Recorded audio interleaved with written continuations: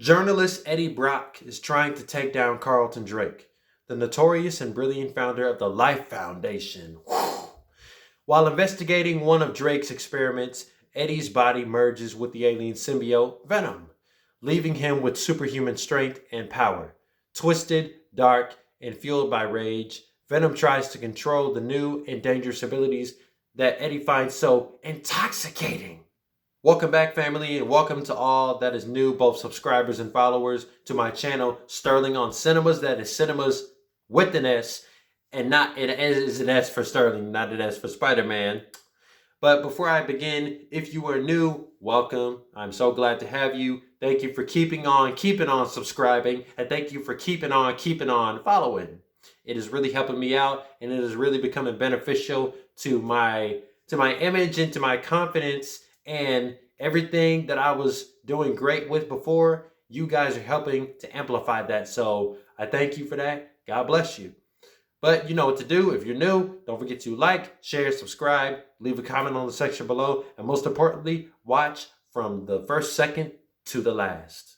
So when this spinoff about Venom first hit theaters back in 2018, I saw all those trailers and I was a little hyped because I love Venom. I didn't know what to expect from a movie centering around one of Spider-Man's most dangerous and popular foes.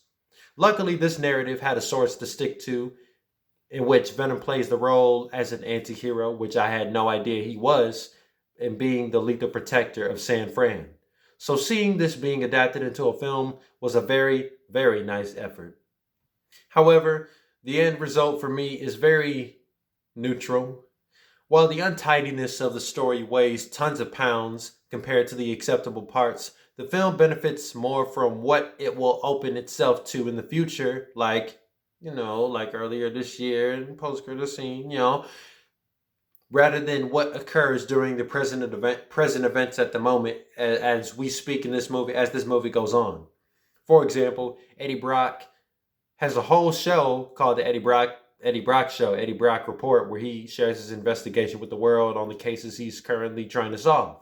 He gets fired, and then he becomes a reporter for the Daily Bugle. And with this opens up opportunities for what type of characters in Spider-Man's universe we could see Eddie Brock cross paths or coexist with. Kind of like the MCU, but more of like a B-list or B-rated or B-grade, B-quality type of franchise. So, story-wise, it's very abnormal that most of what makes the movie work is whatever may be unrelated to the plot. But because this is one of those comic book films that breaks more than benefits, we can talk about what makes the plot so ground zero.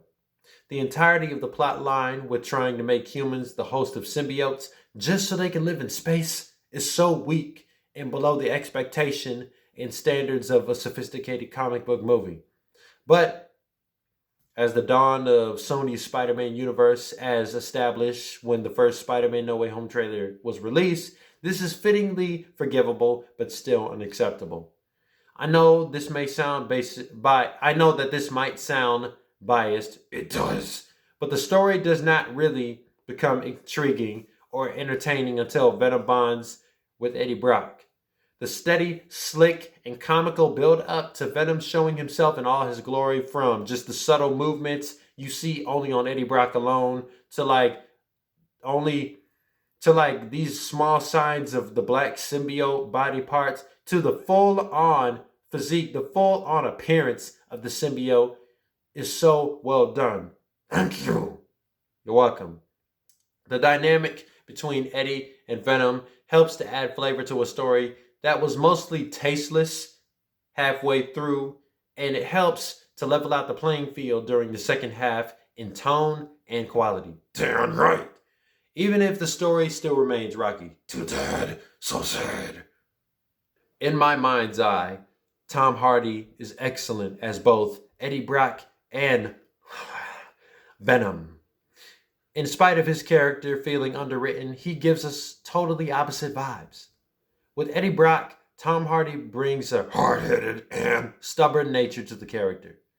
This is a version that has obviously never crossed paths with Peter Parker as seen with his career. Okay. One of the many things I find hilarious about Tom Hardy's Eddie Brock before he gets the symbiote is how this man goes out of his way to even try to talk like Venom, showing his commitment to the role. Like when he has high-pitched, alienistic, grotesque tone of voice, or all this very strange pitch in his voice. Yeah, all you think about is Venom. And also an indirect and unconscious indication that he voices us. Once he becomes attached to the symbiote, either or, it all becomes nothing but outlandish antics. Yes, it does. The design of Venom is an extreme contrast to the design we got back in 2007's Spider-Man 3, which was kind of a divisive film, but very underrated. Please go watch my review on that. The appearance of the enigmatic symbiote is more of a brute and reminiscent to the Spectacular Spider-Man. Anybody remember that show? You know what I'm talking about. He was giant, his tongue was very long, and the Eddie Brock of that show was kind of a nut and hard-headed, in which he sports the longest tongue in history. Oh yeah! I will say that Venom is not accurately portrayed here, even if he is in the right form, even if he is jacked and gigantic. Spider-Man 3 did what the comics did and made Venom a manifestation of the hatred that was brought from Eddie Brock towards Peter Parker, along with the resentment given to the symbiote by Parker. Combining this and that equals Venom, both literally and figuratively.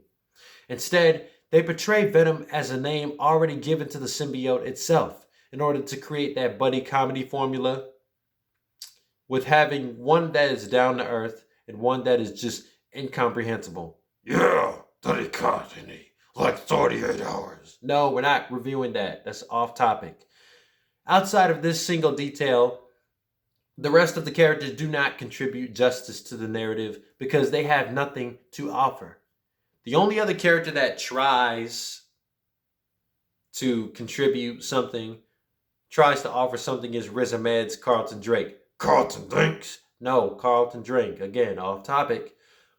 The founder and visionary leader of the Life Foundation, dead, is nothing more than just another basic antagonist who cares so much about fulfilling an unjustified obsession. He just knew how to play it classy and play it eloquent. Not. Rotten Tomatoes gives Venom a 30% recommendation. No! What the heck? What do you mean a 30% recommendation? I was so good in this movie. I was even intimidating. It's not okay. It ain't you. Chill out, player. It ain't even you. It's the story, I say. Because the complaint I had for this movie is probably the same complaint they got for this one. Anyway, Venom is a film whose flaws are bigger than its feats. Feats, yeah. Ceased. No, feats. Ceased. Feats. Ceased. No, feats. Feats. Feats. No. Ceased. Seasts. No, it's a week before Thanksgiving. You're hungry. Anyway, but it still comes with an exception. Do we have tater tots and chocolate? No, why are you talking about tater tots and chocolate? Not now. And so, excuse me. It still comes with an accepted performance by Tom Hardy in his titular half. Venom. Yes, you. Talking about you. So, the Venom movie deserves an okay score for a not so okay character. Oh, that's nice. It deserves 6.5 SOs out of 10. Not necessarily a bad score. Y'all know I do have a track record of putting some movies in that category, in that side of the spectrum. But if they are under 60, then yes, they are considered terrible or underwhelming. Then not me? No, not you. Oh, thank you. You know, I could argue right now. Yeah, but you can't because you're inside. Bye.